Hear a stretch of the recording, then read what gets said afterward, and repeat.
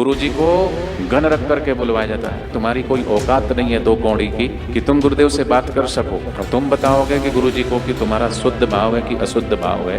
गुरुदेव के देवी कार्यों और सेवा कार्यों को रोकना उनकी कितनी बड़ी गुरु भक्ति है। आश्रम में जाने से क्या हो जाएगा, ये उनकी गुरु भक्ति है। कल एक महामूर्ख चैनल चलाता है अपना और आकर के बोल रहा था कि तुम आश्रम में जाना, एक जेब से पैसे निकालना और गुरुजी के सामने ऐसा दिखाना और दूसरी जेब में डाल के घर ले आना, पर आश्रम में मत चढ़ाना।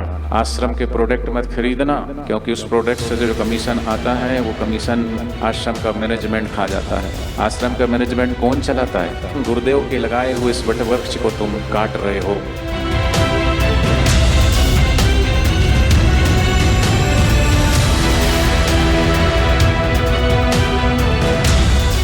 कुछ बुद्धिहीन लोग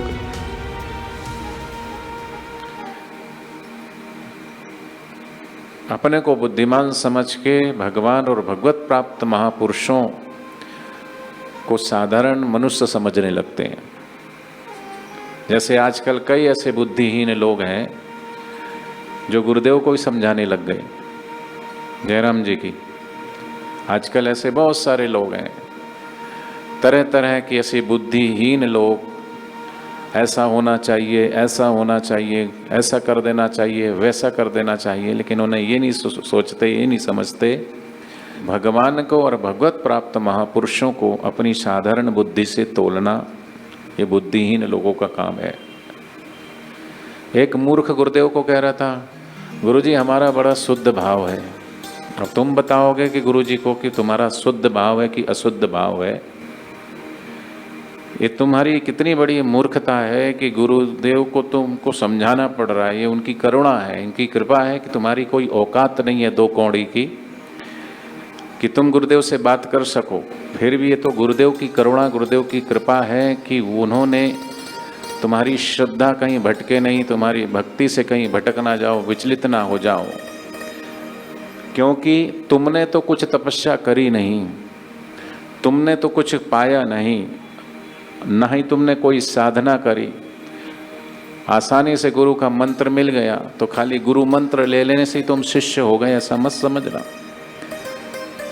अपने आप को कि हम बापूजी के शिष्य हो गए, गुरु मंत्र मिल गया। शिष्य होना बहुत कठिन है। गुरु भक्ति अति कठिन है। ज्यों तलवार की धार, दुधारू तलवार है, इधर चलो तो कटोगे, इधर चलोगे तो कटोगे, क्योंकि तुम्हारा अहंकार किधर भी छोड़ा सा भी अगर हुआ तो तुमको काट के फेंक देगा। क्योंकि गुरु भक्ति अति कठिन है, ज्यों तलवार की धार, क्योंकि महाकठिन व्यवहार, संसार का व्यवहार।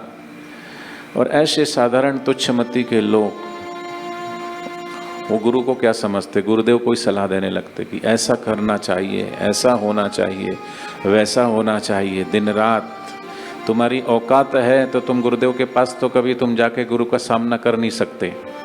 तुम्हारी औकात तो है नहीं कि तुम गुरु के समक्ष खड़े होकर के गुरुदेव के सामने तुम कुछ बोल सको, लेकिन गुरुदेव के लगाए हुए इस वटवृक्ष को तुम काट रहे हो। डाली डाली जिस वटवृक्ष को स्वयं गुरुदेव ने लगाया, अपनी साधना से सींचा, अपनी करुणा और कृपा से नगर नगर डगर डगर घूम घूम करके इन 50 वर्षों में पूरे देश भर में घूम घूम करके, और पूज्य बापू जी ने अपने ध्यान, अपनी समाधि, अपना सुख सब छोड़ करके हमको ऊपर उठाने के लिए, हमको ईश्वर की तरफ ले जाने के लिए गुरुदेव ने कितनी करुणा करी, कितनी कृपा करी।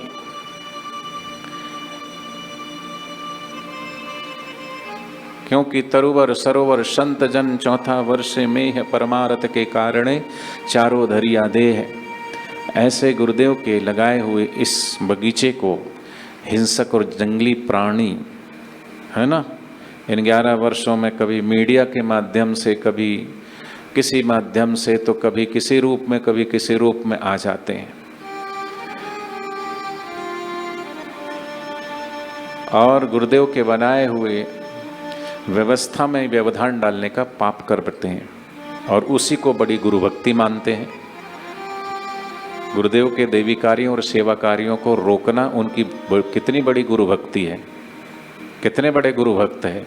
यहाँ रांची में भी हैं ऐसे गुरु भक्त, और आए होंगे तो मिल लेना बाद में, ठीक है। ऋषि प्रसाद पढ़ने से क्या हो जाएगा, ये उनकी गुरु भक्ति है। आश्रम में जाने से क्या हो जाएगा, ये उनकी गुरु भक्ति है। आश्रम में तुम दान मत दो। कल एक महामूर्ख बिहार का रहने वाला चैनल चलाता है अपना, और आकर के बोल रहा था कि तुम आश्रम में जाना और एक जेब से पैसे निकालना और गुरुजी के सामने ऐसा दिखाना और दूसरी जेब में डाल के घर ले आना, पर आश्रम में मत चढ़ाना। कौन कहता है तुम्हें आश्रम में चढ़ाने के लिए? कोई बाध्य करता है क्या? कभी गुरुजी ने कहा है तुमको? हैं? ये तो जिसकी श्रद्धा है, जिसकी भावना है कि साधक अपना कमाई का 10% निकालता है, तो गुरुदेव के आश्रम में मत चढ़ाना। आश्रम के प्रोडक्ट मत खरीदना, क्योंकि उस प्रोडक्ट से जो कमीशन आता है वो कमीशन आश्रम का मैनेजमेंट खा जाता है। जो चढ़ावा आता है वो आश्रम का मैनेजमेंट लेके चला जाता है।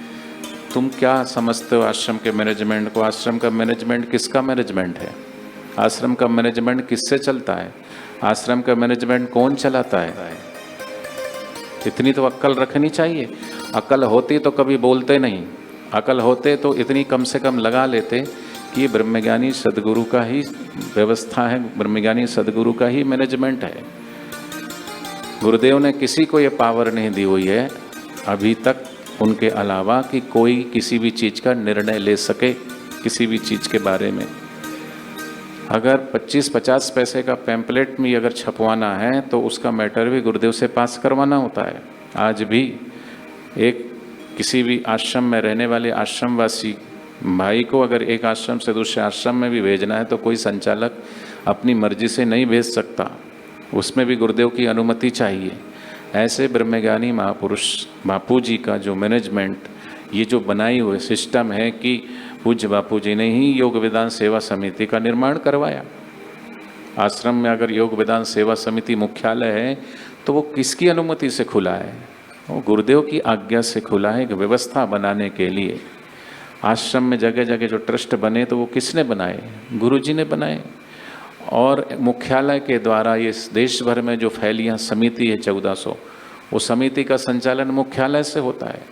अहमदाबाद मुख्यालय है, वहाँ अलग अलग विभाग बनाए हुए हैं। बाल संस्कार का विभाग वहाँ है, ऋषि प्रसाद का हेड विभाग वहाँ पे है, युवा सेवा संघ का विभाग वहाँ है। ऐसे ही आश्रम में जो चल रहे हैं देश भर में 450-500 आश्रम, उन आश्रमों का सुचारू रूप से संचालन और समितियों का संचालन, वो पूरा एक सिस्टम बना हुआ है। उस सिस्टम के ऊपर उंगली उठाना माने गुरुदेव के ऊपर उंगली उठाना। उस सिस्टम को तोड़ना माने गुरु के देवी कार्यों को ही विघ्न बाधा पहुँचा करके डायरेक्ट तुम जैसे गौशालक करता था ना, इस तरीके से करना। तो इस तरीके से जो काम मीडिया ने नहीं कर पाया, क्योंकि शुरू में बापूजी की जब गिरफ्तारी हुई तब सभी साधक एकजुट होकर के और गुरुदेव के लिए आवाज़ उठाते रहे, अपने अपने क्षेत्र में लगे रहे, मीडिया का मुंह तोड़ जवाब देते रहे किसी भी प्रकार का, क्योंकि ये साधक अपने गुरुदेव को जानते हैं और जो गुरुदेव को जानते हैं वो यही कहते हैं कि ये सदगुरु का दर है, यहाँ मनमानी नहीं होती।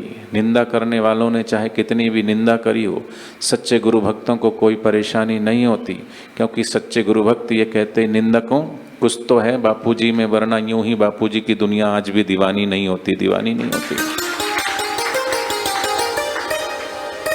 लेकिन ये ऐसे गीत हैं कि जब भी बापूजी का स्वास्थ्य लड़खड़ाता है, इनको मौका मिल जाता है लोगों को उकसाने का, लोगों को भड़काने का, क्योंकि इसी से इनकी रोजी रोटी चलती है। ये साधकों में ही साधकों को लड़ाएंगे, बिड़ाएंगे और उसके बाद आपस में कि आश्रम वाले गद्दार है, लीगल टीम गद्दार है, तभी तो तुम उनसे जुड़ोगे। और उनसे जुड़ोगे तो फिर क्या कहोगे कि अब बापूजी को हम बाहर लेके आएंगे।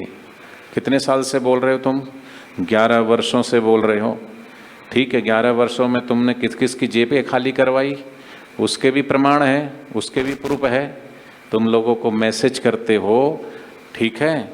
कभी तुम्हारी पूज्य नारायण साईं जी से बात हो गई हो तो वो ऑडियो रिकॉर्डिंग रखते हो और उस ऑडियो को वकील की रिकॉर्डिंग और उसकी रिकॉर्डिंग लोगों को भेजते हो ताकि लोगों को भी विश्वास होए कि ये बापूजी का केस देख रहे हैं और उस आड़ में इतना पैसा दे दो, ये इतना पैसा। पर गुरुजी क्या बोलते हैं? गुरुजी के पास कभी गए नहीं।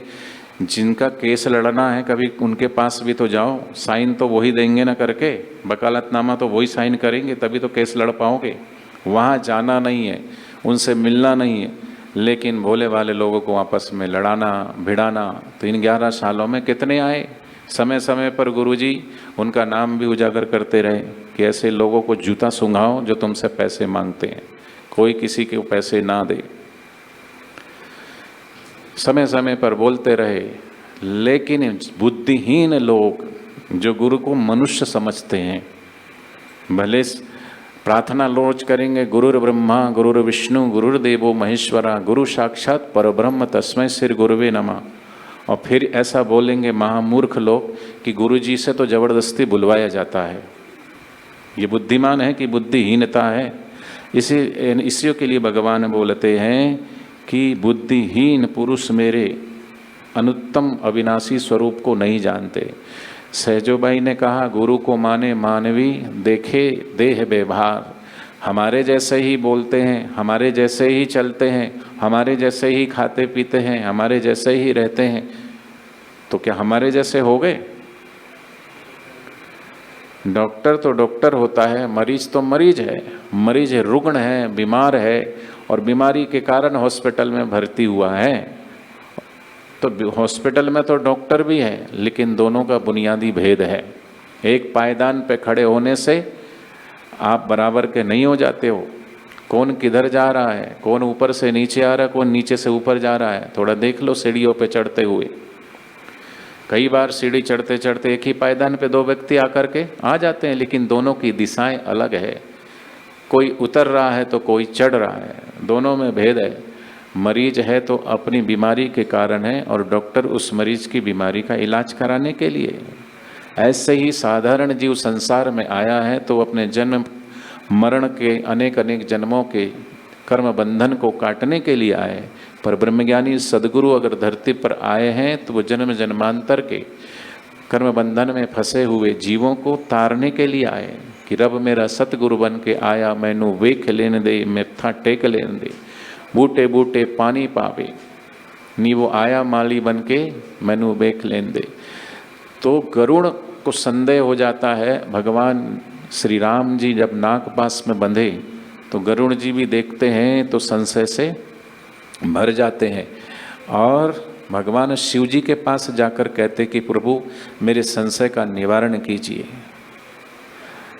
तब गरुड़ पक्षियों में श्रेष्ठ है और कौआ निकृष्ट योनि, कौआ की पक्षियों में निकृष्ट योनि मानी जाती कौए की। और भगवान श्री राम जी पर संदेह करना माने शिव जी के इष्ट पर संदेह करना, और जीव शिव जी के इष्ट पर संदेह करे तो शिव जी तो फिर बराबर ऑपरेशन करेंगे ना।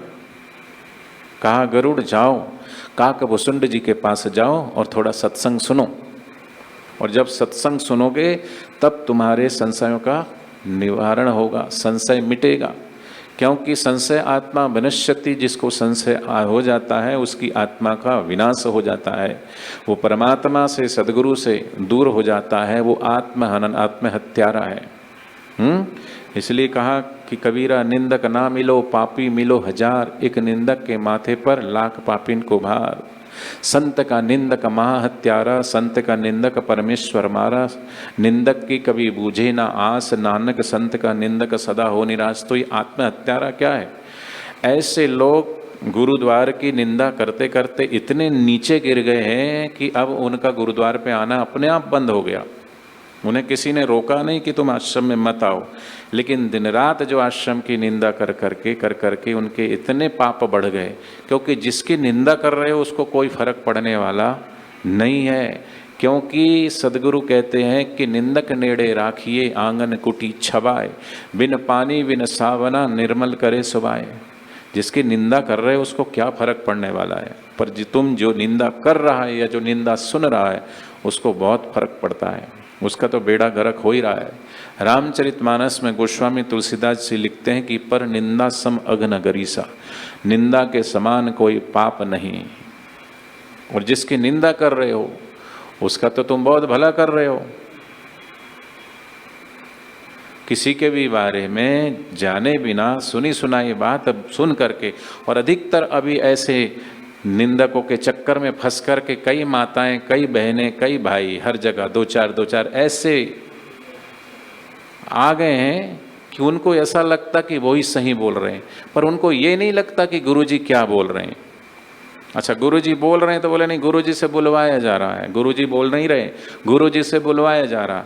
गुरुजी को गन रख करके बुलवाया जाता है। किसी की औकात है दुनिया में कि बापूजी के सामने बापूजी से बुलवाया जाए? आप में से यहाँ जितने बैठे हो, कोई भी एक हाथ ऊंचा करके बोल दो कि हाँ गुरुजी से जबरदस्ती बुलवाया जाता है। इस दुनिया में तो क्या, इस ब्रह्मांड में कोई पैदा नहीं हुआ जो जब बापूजी से जबरदस्ती बुलवाए कि बाबूजी ऐसा बोल दो आप। ऐसा कोई पैदा नहीं हुआ है पूरे ब्रह्मांड के अंदर, क्योंकि ब्रह्मज्ञानी सदगुरु हैं।